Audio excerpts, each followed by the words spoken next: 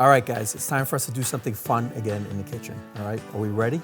Yes. Yeah, Absolutely. absolutely. Now, we've done some other things. Recently, we've done dry aging of beef. We've made sopressata. We've made copa. We've actually done a few different versions of the dry aging of beef, 100 days, 45 days, all prime beef. What should we do? We're gonna do something that nobody else is really doing too. Something really unique and cool. What about the idea? I've seen this amazing chef in Denmark that butter ages beef, prime beef, for 45 and 60 days. Wow, butter aging. So what would be the impact of that versus dry aging? It's not wet aging, it's not dry aging, but with the butter on the outside, it's supposed to be cured and picks up the flavor of the butter and still imparts the age on the beef. So you'd have to use a really high quality butter for that. Yeah, absolutely. Hey, we've got the best butter in the country right next door in Vermont. Yeah, we do. Cabot, local, premium. I think it would be perfect. Cabot do butter, it. that's a plan. So the best beef and Cabot butter. So let me get this straight. We're gonna take some delicious beef and we're gonna coat it with something delicious. Absolutely. And we're gonna make something delicious out of it, right? Yeah. Can't go wrong with that. All right, great. So we need to get our team together. Adam, Nick, Mark, need you to make a road trip to Cabot. Bob and I will get going on the beef. We'll get everything together and we'll get started. Sound like a plan? Sounds good. Sounds like a plan.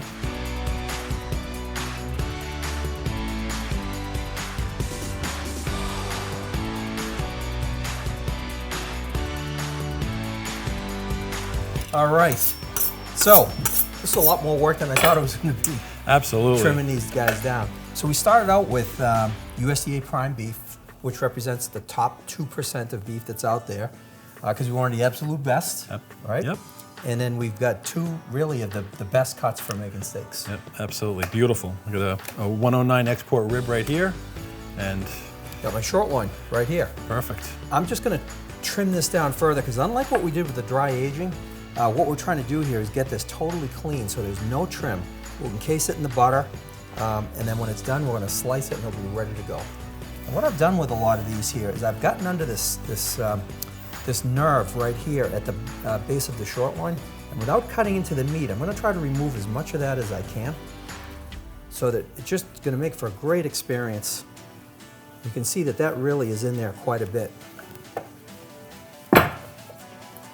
And I'm going to really try to clean this up so that once this is coated with butter, the butter is removed and it goes right into the cook and it's ready to eat.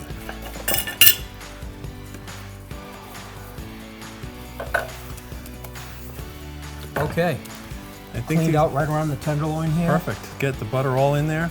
Yep. So we're gonna put them in the cooler tonight. Let them Yep. set up. Let them dry out. Let it get all the moisture off the outside so the butter adheres well.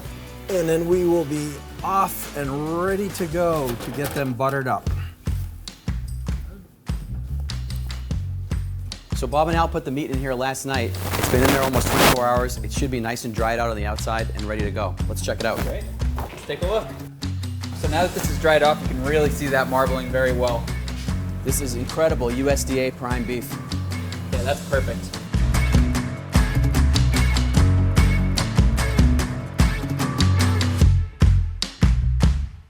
So guys, the Cabot butter is now perfect consistency for applying to our beef.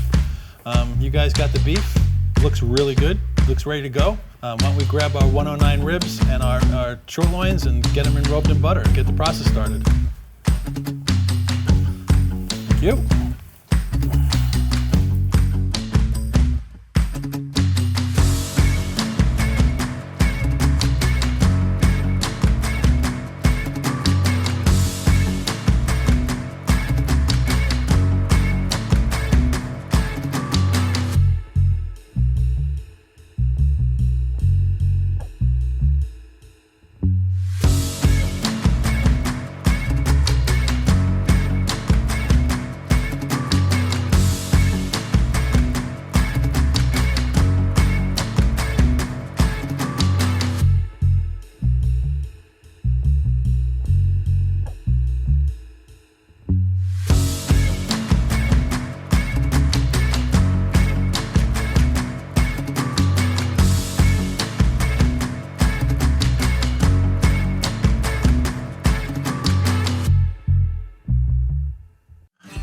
So we are back here, guys.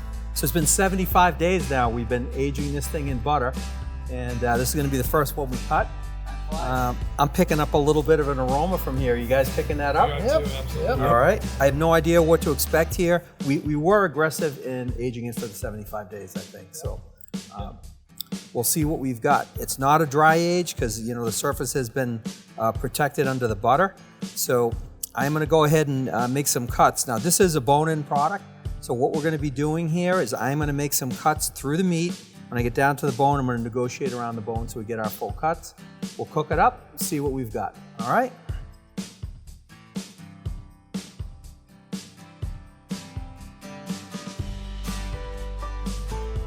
It feels normal going through, getting down to the bone.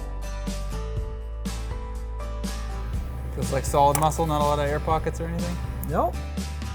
You use the boning knife just to separate the meat from the bone down at the end.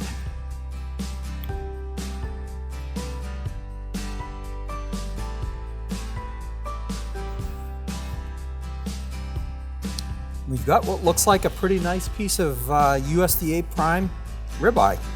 Go for another slice here. I'm cutting these about 1.5 inches thick.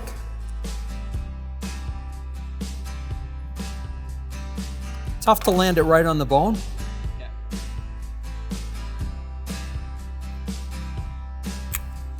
You know, we could avoid this by cutting it on the bandsaw, but I think what we're trying to do here is avoid dragging the bone dust across the meat. You can see there's some discoloration in the fat along the edge, and it's pretty bad. Yeah, it got in there, right? I think it did.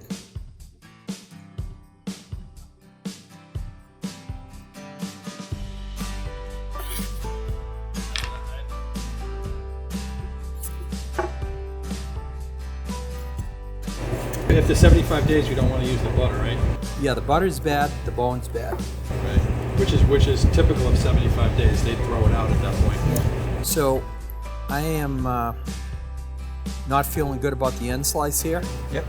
I think that's fair. So it seems like what this experiment has told us, different than some of the other stuff that we've done with the dry age, is that the wet age is allowing for a different type of spoilage of the exterior of the meat. And it's taken an excessive amount of trimming to get us to the point that we've got something here that we're comfortable for consumption.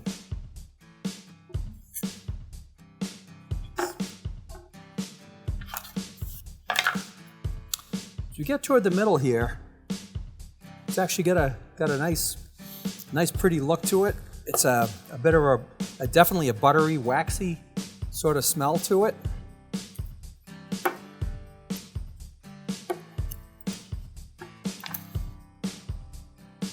So the idea of using the butter as a flavor enhancer is probably didn't do what I thought it was going to do.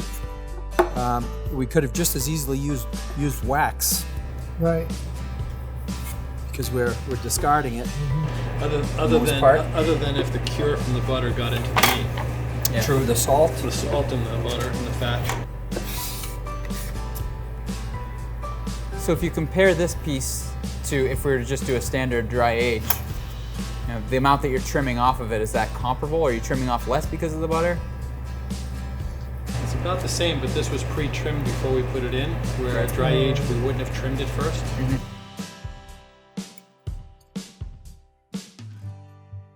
I mean, it's hard to ruin a beautiful USDA prime rib. I think we've done a good job of doing that. Oh, look at that fat. You can see where the moisture was contained in here. It's definitely is rancid. This green discoloration Yeah. in the fat there.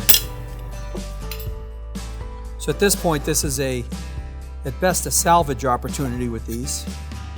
Although, we're going to reserve this to the taste and see how these cook up and taste. It's definitely a beautiful looking piece of meat. Is that color normal way in here?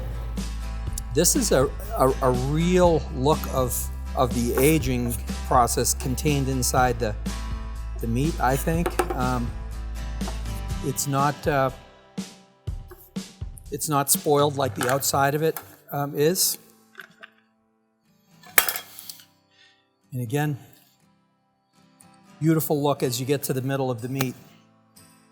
Kills me removing this beautiful, what was this beautiful meat.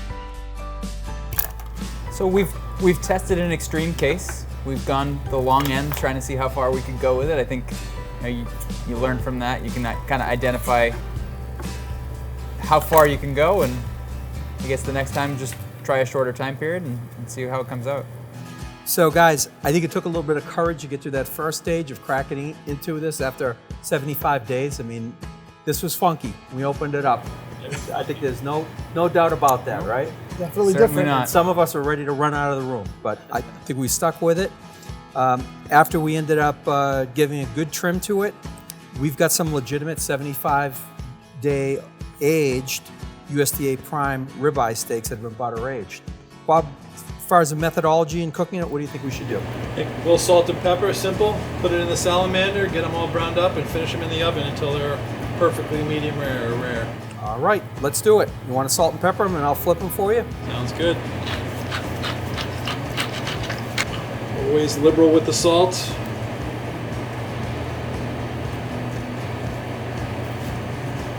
You still can't get over how darkly concentrated the meat looks. Let them have it. Very. Nice, chunky, fresh black pepper. You get the aroma of that. Very simple. You're going to really let the flavor of the meat Speak come for out itself. and speak for itself. All right, Ready for the salamander? we are ready. Right in there?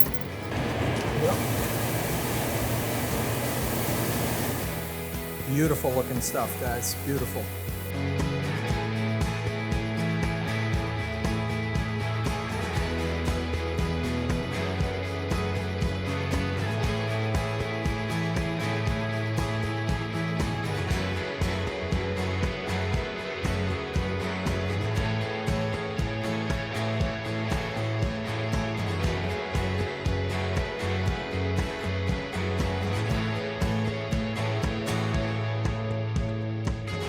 Okay, so Bob, you did a great job getting these cooked. Nice sear to them, nice finish. We let it set for a little bit, but now is going to be the moment of truth, right? We're going to see what we've got with our 75-day-old.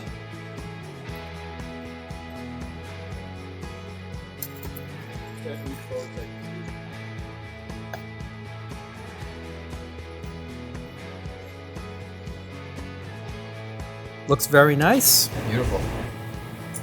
Let's dig in. Thank you. Give it a try. Huh. Oh, wow. I'm going on butter aged leave on Monday. That is really, really good. Is it good? Let me jump in here, Adam. It's very good. Extremely tender. It doesn't have any of the kind Can of you taste the funkiness that butter? you might get if it was 75-day dry aged. Can you tell it was in butter? Not picking up anything from the butter. No. Getting a little slight bit of that funk, but not like you would in a dry aged piece of beef. Yeah. Well, mission accomplished, huh? Yeah. Through thick or through thin. But you like it? It's good? Yeah. Very good. Yeah. Yeah. I mean, realistically, the way the butter seals everything in, the only difference between that and the plastic of a cryovac is really the labor of putting it together in terms of how it protects the meat. Well, this was also fully trimmed and exposed to about, I don't know what salted butter's percentage of salt is, but I bet you it's close to 5 or 6% salt. Pretty high. What if you'd have fried it with the butter? The butter's too old? But at 75 days, if we pulled it out at like 30 days, we could have cooked it with the With butter the butter, because the right. butter would still be okay. Yeah. And but 75 days is definitely a long haul for butter aging. We took it right to its limit. Hey, I'm glad we did it. I don't think I would ever do it again. I would agree with that. Now we know.